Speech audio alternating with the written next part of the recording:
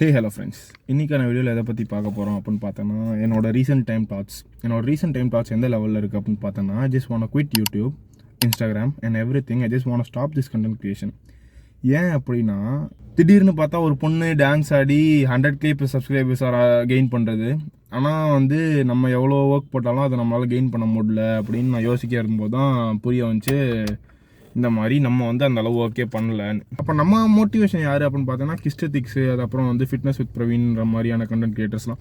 அதுவும் அந்த fitness with Praveen ப்ரோலாம் பார்த்தீங்கன்னா ஒரு ரெகுலராக போடு கண்டென்ட் கிரியேஷனால் என்ன கிடைக்கிது, உனக்கு என்ன கிடைக்கிது அப்படின்னு அவர் கிடைக்கிறதெல்லாம் ஃப்ளெக்ஸ் பண்ணுறது எப்படின்னா அது அவர் மேலே வைத்தறிச்சலை உண்டாக்குறது இல்லை. அவரை மாதிரி நம்மளும் செய்யணும் அப்படின்றத அவர் நம்மளை மோட்டிவேட் பண்ணுறாரு ரொம்ப டீசெண்டான ஃபார்மில்.